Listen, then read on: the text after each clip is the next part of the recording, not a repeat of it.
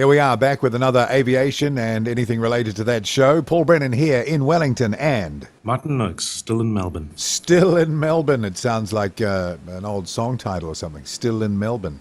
Yeah. You can make up a song to that title. Yeah. In fact, next show I want you to sing it. Be quite a boring song. I get the impression that you're not... Well, I don't know. You might be very musical. How would I know? I'm lyrical. Well, you wax lyrical sometimes. Indeed. Every now and then. Anyway, look, big story because we've been talking about this the last few shows quite a bit, and that is what's going on in the regional network in New Zealand and the monopoly services, so on and so forth. Shock horror, Martin. Shock horror.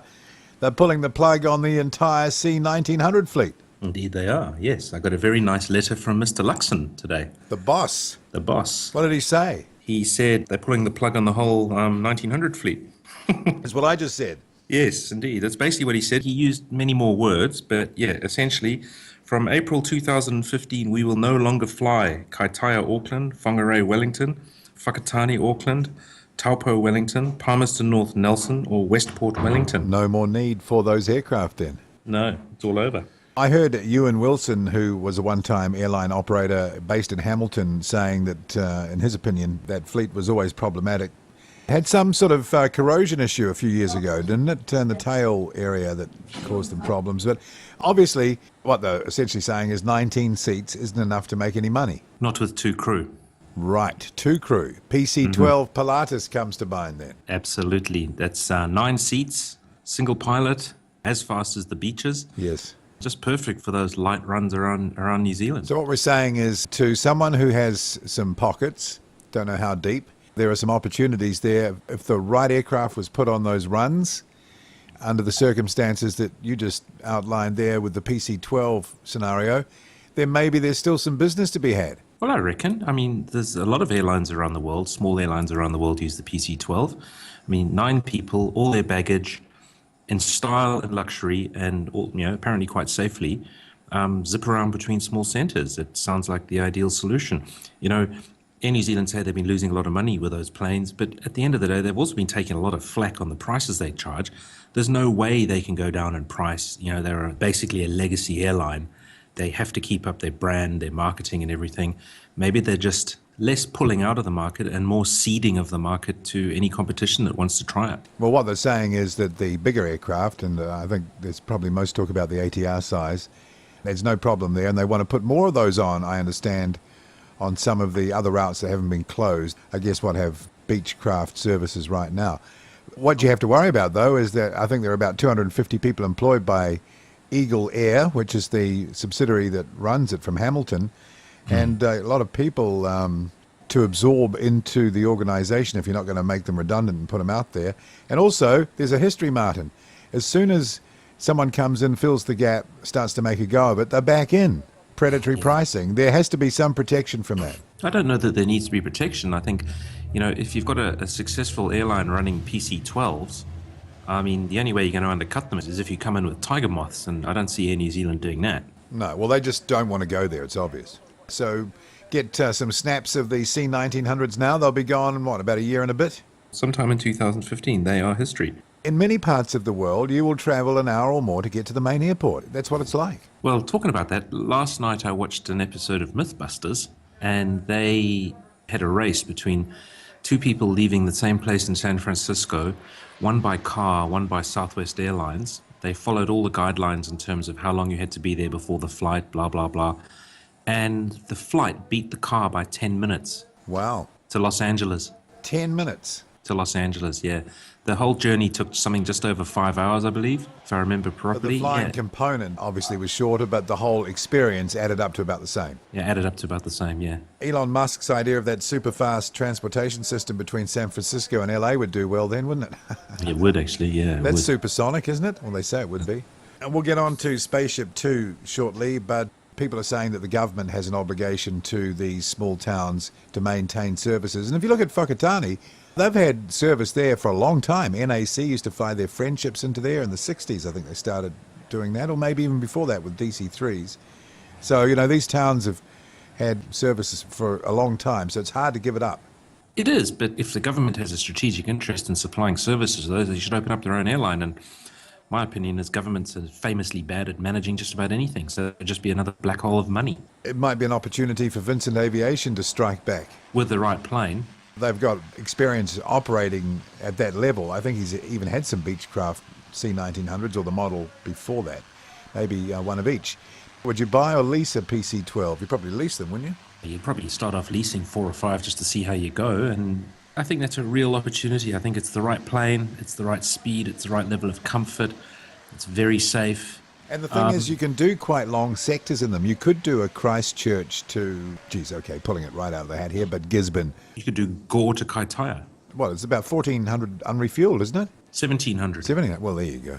You've got plenty of range there. Do a service to Norfolk Island. Yeah. Anyway, so what do we think about that? Inevitable, though they must still be doing pretty well with the other main airports and the other aircraft they've got on there. They're just getting out of the worst performing destinations, aren't they? Getting rid of the small places. If they can get an ATR half or 2/3 full, they're making money. Yeah, well, you can bring the prices down quite a bit, can't you? Probably, let's say, they're talking Taupo. Pretty sure a couple of those services a day at beaches. You add the Dash 8 or the ATR in there and, it's 3 times the seats. They've obviously run the equations. And obviously the fuel component for the ATR will be higher than for the Beach. But in terms of maintenance and everything, it's still a large turboprop. The Beach is a medium or a small turboprop, but it's still 2 engines, similar engines. It's in terms of systems, they're not hugely different. Oh, no. And I imagine that some of the pilots would move on because the man who wrote you the letter, I heard him say that they're going to buy another $100 million worth of turboprops. It's interesting, he named a few prices, Christopher Luxon. He said adding, presumably he meant ATR, was $25 million investment. And he said replacing a 737 with an A320 was a $50 million investment. I thought, well, boy, you must be getting a good deal. I wonder if he was unwittingly revealing some quite interesting pricing information. Because I think for an A320, the list price is about 90. Yes, it is. US. Yeah. So either he was making a sort of a mistake or he was, as I say, unwittingly giving away the preferential pricing regime of Airbus and ATR, Hearing what you've just said, if they're getting $50 million for an A320, there must be something else in the pipeline because they wouldn't be giving them a 50% discount for the few A320s they've taken. Like what? Or maybe there's A350s on the horizon. Or if they didn't take A350s, I wonder if they'd be interested in the A330neo because that seems like a perfect replacement for 777s. Oh, maybe they're trying to woo them. Yeah, perhaps, eh? Speaking of which, the new heavyweight version of that A330-200 is in, I see, final assembly as we talk and will fly soon. Now, what does that mean for that particular model? Well, that means even before they get to the neo, the high gross weight A330-200 can do Sydney LAX fully loaded. That's almost a holy grail. Yeah, that's a long way in a plane that initially was meant to sort of do, 5,000-6,000 mile routes. So that's a reliable range. That's not, might have to stop for fuel under some No, that's loaded up and go for it. Wow. Yeah. Well, that's impressive. And surely with that airline and the history of operation with that aircraft, they're a likely candidate. They've got to be. It's very interesting. And I mean, that's before the neo. The neo will add another 5-6% to that. Wouldn't Virgin Australia go for that as well? There is talk of them, exactly, because they're battling to fill the 777s. They could use the A330s to do sort of Perth, Sydney, Los Angeles, no problem. One thing that also is interesting about that aircraft isn't the 300 version that's going to come along. Isn't that going to be able to go as far as the original 200? Yeah, pretty much. A massive gain, isn't it? It's huge. I was reading a bit about it over the weekend. One of the reasons the plane's been so successful is it was kind of over-engined from the very beginning. Because initially when they went to Rolls-Royce only wanted to put the Trent 500 on it because Rolls wanted to have commonality between DC-10s or the growth DC-10 or what became the MD-11 and the A330. They tried to get away with it. And Airbus said, no, we want 70,000 pounds thrust. All right. Yeah, so it was Airbus that came back and pushed for those engines. And luckily, they put them on and the plane's gone from strength to strength, but not without trouble. I don't know if you remember in the early 90s, there was an accident, the test flight that crashed. Yeah. It stalled, and it appears they were operating the plane with an extreme aft center of gravity. They were going to do single engine tests on the Pratt & Whitney variant with the 4168 engine. And because the center of gravity was so far aft, when they engaged the autopilot would automatically switch off because it says we're out of condition. And the pilot spent so much time worrying about the autopilot that, it stalled and it crashed. Just taken off. Yeah, it was sad, that one, but it didn't slow things down. So obviously the confidence of the industry.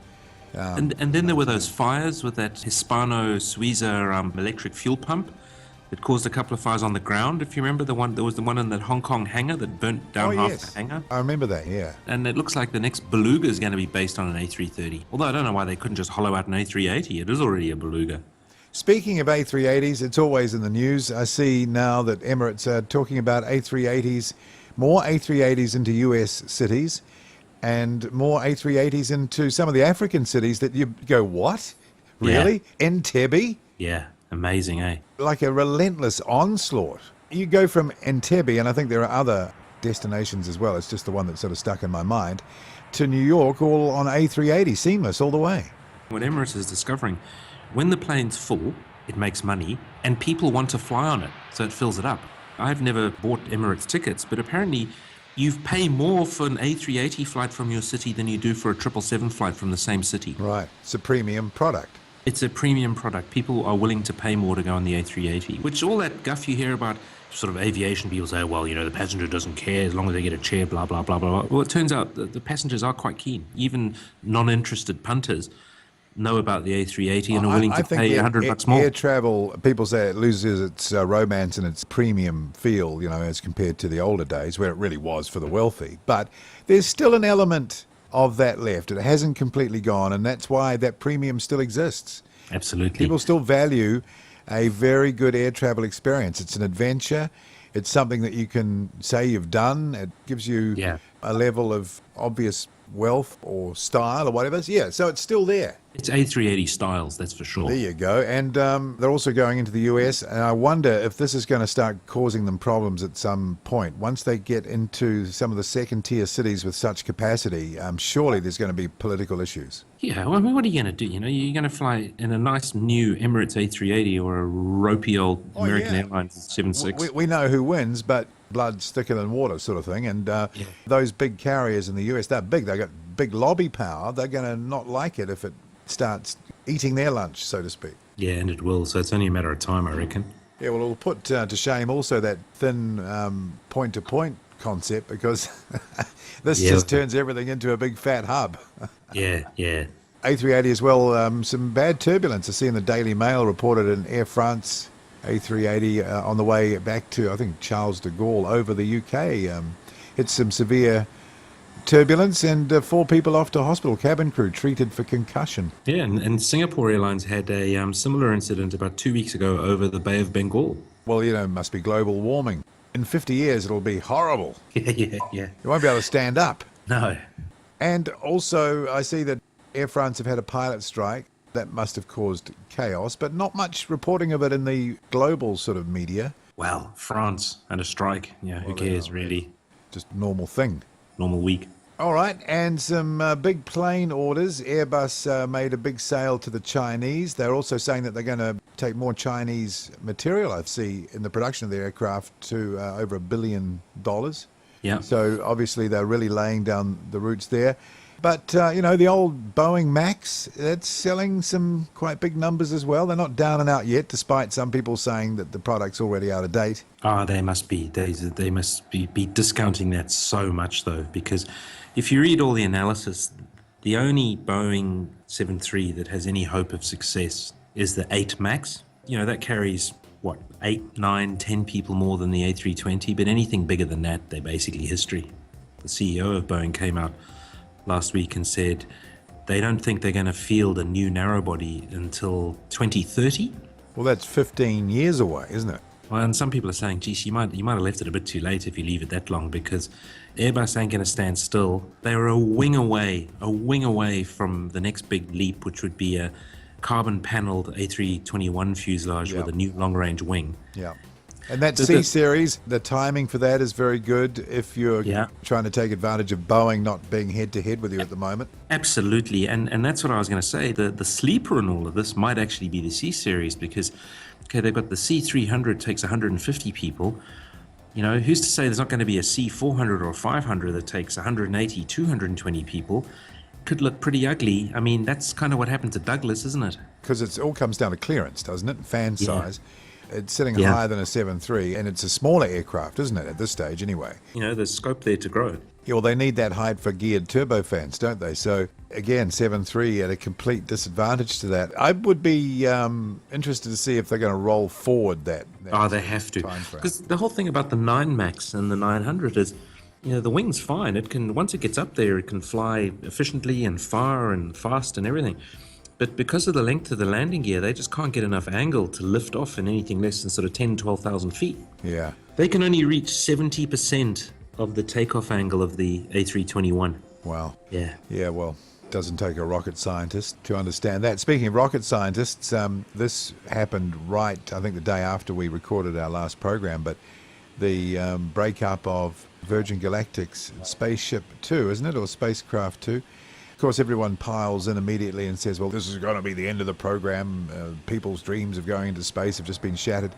I mean, I've got to say, I'm amazed that it's been so safe up till now, considering what they've been up to. But Richard Branson, he'll just have to, wait out the investigation and the bad publicity. He's had a few people pull out, but not many. People were saying they thought something was wrong with the engine, because that test was an engine test It was for a a new new type fuel. of. Yeah. They now have evidence that. So there's two levers, a lever that locks or unlocks the feathering tail mechanism, and another lever which activated the feathering tail mechanism. And it appears that the feathering tail was unlocked much earlier than it should have been, just around Mach 1. And some people are saying that if you unlock it, aerodynamic forces might have caused it to activate. Right. Which, Because the first thing that fell off the plane were the two feathering tails. The fuel tanks were intact, combustion chamber was intact, didn't explode, no. didn't explode. If that is the case, and it's not a sort of one of these chase your tail, how long's a piece of string investigations that gets forensic in its level of detail, and it's more simple along those lines of a bad control input or a mechanical failure on the mechanism or the locking mechanism or something, Yeah. then it's probably not going to be a huge amount of time before they're back at it. Should be all right, yeah.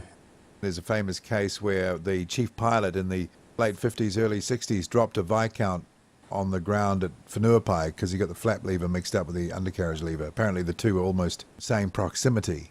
After sort of landing, he went to put the flaps up, but he grabbed the gear. Oh dear. Well, you can imagine what happened. Which probably led to the development of mechanical interlocks. Well, yeah, I guess so. And don't make things look the same and put them near each other. I think the DC-8 had a problem with that too in the early days. It was easy to put one engine in reverse if you were quickly operating the throttles in like a go-around or something like that, you know? Isn't that what happened on the Lauda Air? That accident, they put it into reverse thrust by mistake at cruise. Yeah, that's right. I guess it ripped it in half, did it? Because it wasn't symmetrical, it caused a massive yawing moment which snapped the tail off and then the Yeah. back of the plane. Just imagine that. Anyway, got to be the sexiest retro jet out there now, Martin. That's this Boeing 737-800 of Qantas. I think it's a brand new one, isn't it? They've painted it up first time out of the paint shop in the Qantas 70s livery of that nice sort of browny yellow colour with the classic sort of 60s font. I love those 60s era fonts. I don't know the exact font name. It's probably the Qantas font. Yeah, probably. It looks great. The And orange and the red. kangaroo, which is you brilliant. can't beat either. So it's great to see Qantas doing that for their 75th, I think it is. Yeah. I wish Air New Zealand would do the same. It's all right having all these black planes, but it's good to show a bit of history. You actually realise that the graphic art of the day wasn't too bad. Does it look good because it's nostalgia, or does it genuinely look good? I think it genuinely looks good. I agree. Yeah, the Qantas Retrojet would have looked great on one of their old 767-300s for the last couple of years. Or on a but there you 7.4, because of course they used to be Yeah. on the 7.4. I tell you what that 7.3 reminds me of, and that is the 707-300s that they got that brought in that livery. Because the nose looks the same. Yeah, eh? it's the same look. And they're about the same length too now. Bizarre, isn't it? Yeah, in fact, they probably carry the same passenger loading. I think the 300 7.0 was just a little bit longer, but of course Qantas had the short ones. But yeah, good to see. Love to see the same thing from Air New Zealand, maybe the 80s and the NAC livery for an A320 or even a Dreamliner, because they're coming up for their 75th very soon. I think it's next year, 2015, Martin. So, Yeah. I see Boeing have made a big donation to the Museum of Flight in the States. right at Big Boeing donation. Field, King Country Airport. Yep, County Well, they're Airport. getting a shiny new 787-800. When we were talking about this a few programs ago, I think I joked that they'd probably end up giving them to museums. Yeah, you were right. There it is. that museum is the history of Boeing pretty well anyway, so if it's going to go anywhere, it should go there, and it'll be with the number 173 and the number 174, and they've got the number 172 up there at Painfield, Everett, which hopefully one day they'll be able to fly down or barge down. So, eventually that'll be a fantastic collection. And they got a Concorde? Yeah, that's right. Got a Concorde, they've got a Connie, and they've got a Comet 4, which they painted up in BOAC. I had a look at it when it was still being rebuilt. Who took the first 788? Oh, it was ANA, so maybe a Japanese museum will get one. Maybe. Yeah, like a technology museum or something. Science City. Yeah, there you go. Maybe Motat should lobby for one through Air New Zealand, Martin, if they're giving them away. Yeah, I don't know how they'd get it there, because you probably can't fly there. Strap it to a ship. Yeah, I suppose you'd have to strap it to a ship, yeah. All right. So we're up to our aircraft of the day, and I like it when the people who watch our podcast, well, you can listen to it on the radio, you can listen to it via the podcast site, and you can watch it on YouTube, and we put pictures with it on YouTube, and we get comments. And someone has suggested, Martin, that this aircraft of the day, as we call it, in this episode should be the Shorts Belfast turboprop. Very good choice.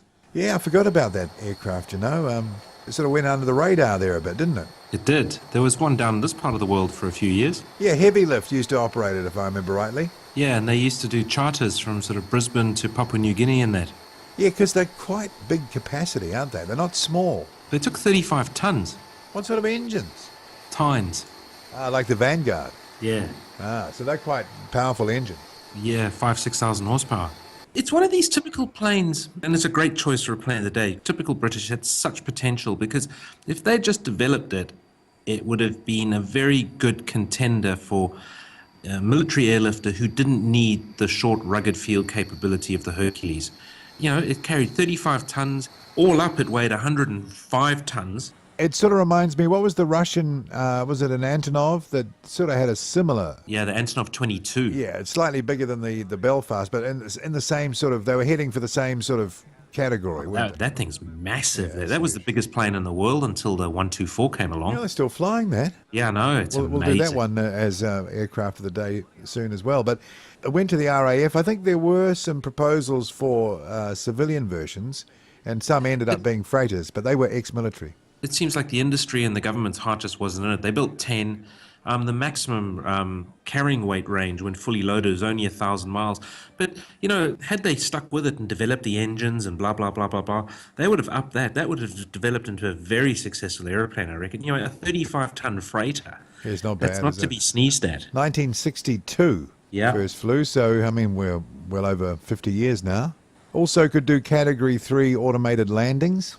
Well, the Poms were really into all that, weren't they, with their paper-moving maps and all this type of thing? Possibly not a huge range, but then you've got to think about what it was designed for. It was designed, to deliver troops and equipment to a, European-sized battle zone. Yeah, and how often do you fly it fully loaded anyway, Yeah. Well, obviously, like Heavy Lift, I think they had a few of them, didn't they? And they were a global operator. They had them for years, so they were going strong there for a while. It could take 250 troops. It had a... insertable second floor that you could put in. Wow, yeah, because I see there's some sort of portholes up the top there.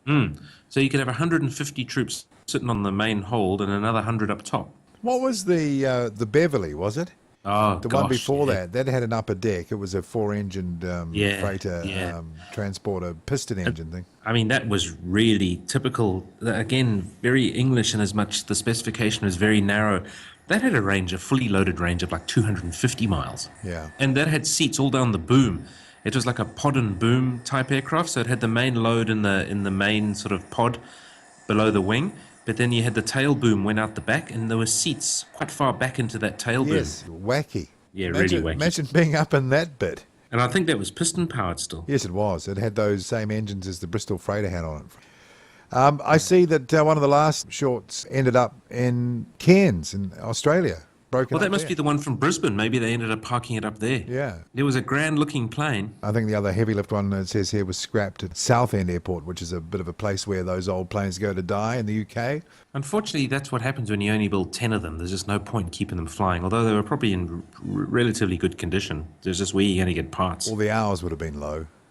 But that's a hell of an engine, if you think about it, from the 60s, That Tyne was putting out over 5,000 horsepower. Yeah, not bad. No. Quite a gutsy program. It just shows you that, again, the English, they thought of virtually everything. They did. They just tended not to follow through. Yeah. So that's our aircraft of the day, and some nice pictures and some good video there for those watching on YouTube to enjoy while we're talking about the Shorts Belfast freighter. One is on display at RAF Museum in Cosford, which is, I think, the premier RAF museum. I haven't been there, but I've seen pictures of it and video of it. So you can still go and have a look at one. The designation was the Short Belfast C1. Ah, the C1. Like we were talking last week. What was that, the K1 or the C1 and the C2 or the K2? I can't. Oh, yeah, the Kawasaki's, yeah. Again, another freighter. There you go. Yeah. All right, that's our program for yet another fortnight. Plenty has been happening there. And we'll monitor the fallout of the cutting of the regional air services. I've got a feeling, Martin, though, that'll just die away in a few days and everyone will forget about it. So we need to find some money who can stump up and buy, 7 or 8 PC-12s? Oh, that'd be the go, eh? And then get up a little airline that goes and links all those places together. Yeah. Yeah, there you go. All right. So there goes another show. Paul Brennan here in Wellington and Martin Noakes still in Melbourne. back in 2 weeks. See ya. Cheers.